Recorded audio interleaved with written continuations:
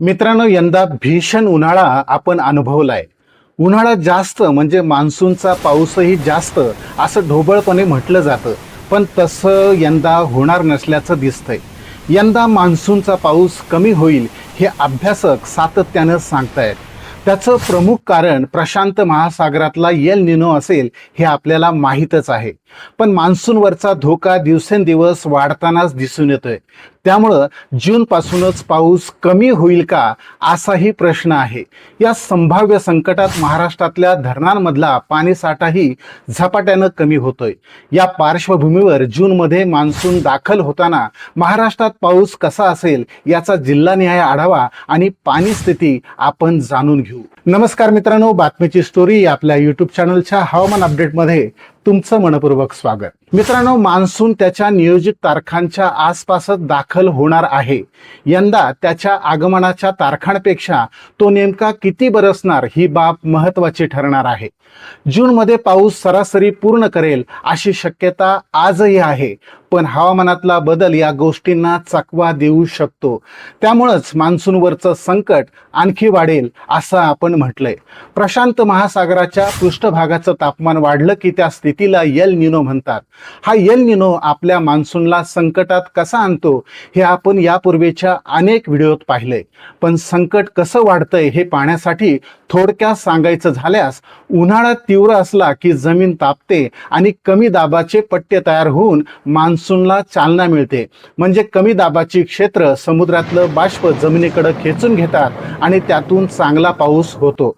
पण एल निनोमुळे प्रशांत महासागरातच कमी दाबाचे तीव्र पट्टे तयार होतात. त्यामुळं आपल्या मान्सूनसाठी आवश्यक असलेलं बाष्प प्रशांत महासागराकडे खेचलं जातं. त्यातून साहजिकच आपल्याकडं मान्सूनचा पाऊस कमी होतो. अशा या एल निनोचा यंदा आपल्या देशातल्या मान्सूनवर परिणाम होणार हे निश्चित आहे. त्यामुळं हवामान विभागानं जून ते सप्टेंबर या 4 महिन्याच्या पावसाचा दीर्घकालीन अंदाज देताना सरासरीच्या तुलनेत कमी म्हणजे 92% पावसाचा अंदाज दिलाय. जुलैपासून एल निनोची तीव्रता वाढत जाऊन तो सुपर एल निनो होण्याची शक्यता यापूर्वीही व्यक्त झाली होती. पण आता जूनमध्येच एल निनो सक्रिय होऊन तीव्र होत जाईल अशी नवी शक्यता व्यक्त केली जाते. त्यामुळंच चिंता वाढलीये. पूर्वमोसमी पाऊसही अनेक भागात कमी झालाय. पावसाऐवजी उन्हाचे तीव्र चटकेच मिळालेत. त्यामुळं धरणातला पाणी साठाही झपाट्यानं कमी झालाय. या सगळ्या पार्श्वभूमीवर जूनच्या सुरुवातीला महाराष्ट्रात पाऊस कसा असेल याचं उत्तर आपण देणार आहोत. पण त्यापूर्वी धरणातल्या पाणी साठ्याचा थोडक्यात आढावा घेऊ.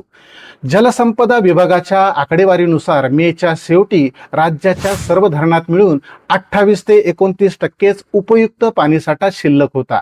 नागपूर विभागात 39%, अमरावती विभागात 41%, छत्रपती संभाजीनगर विभागात 33%, नाशिक विभागात 30%, पुणे विभागात केवळ 20%, तर कोकण विभागातल्या धरणात 35% पाणीसाठा शिल्लक राहिलाय. राज्यातल्या मोठ्या धरणांकडे पाहिलं तर उजनी धरणातला उपयुक्त पाणीसाठा मेच्या सुरुवातीपासूनच 0% आहे. कोयना धरणातही केवळ 11% पाणी शिल्लक आहे.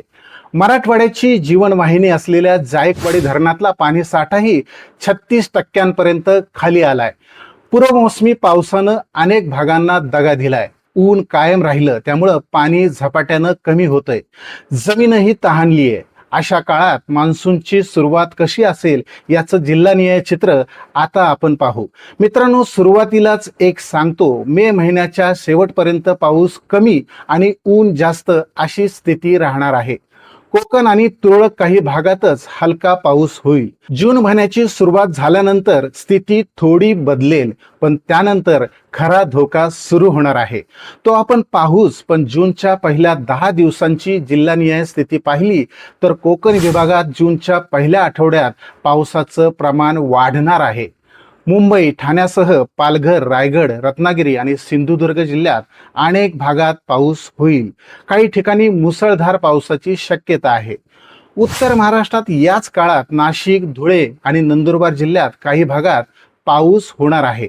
जळगाव जिल्ह्यात तुरळक भागातच पाऊस असेल. पश्चिम महाराष्ट्रात जूनच्या पहिल्या 10 दिवसात पुणे, सातारा, सांगली, सोलापूर या जिल्ह्यांच्या घाट विभागात आणि जवळच्या भागात पावसाची शक्यता आहे. अहिल्यानगर आणि सोलापूर जिल्ह्यात या काळात तुरळक भागातच पाऊस होईल. मराठवाड्यातही या काळात तुरळक भागातच पावसाची शक्यता आहे.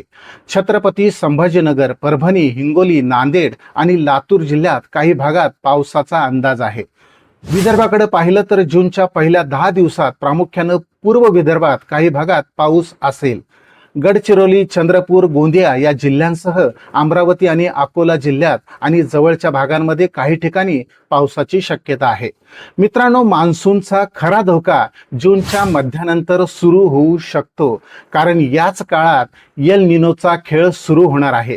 पावसाच्या अंदाजाचे एक्सटेंडेड रेंज मॉडेल आणि GFS हे दोन्ही मॉडेल पाहिले तर एक शक्यता नक्कीच दिसून येते. ती म्हणजे 15 जून नंतर तुरळक भागातच पाऊस असेल. या काळात महाराष्ट्राच्या दक्षिणेकडून पाऊस कमी होत जाण्याचा धोका सध्याच्या स्थितीनुसार दिसून येतोय. त्यानंतर जुलै ते सप्टेंबरमध्ये एल निनो आणखी तीव्र होण्याचा अंदाज आहे. मित्रांनो, या सगळ्या शक्यता आणि अंदाजांमध्ये संकटाचे संकेत आहेत, पण धोक्याचे हे अंदाज खरे ठरू नयेत हीच प्रार्थना करूयात. अशाच माहितीपूर्ण व्हिडिओसाठी लाईक आणि सबस्क्राईब नक्की करा. नवीन घडामोड घेऊन पुन्हा भेटूयात. धन्यवाद.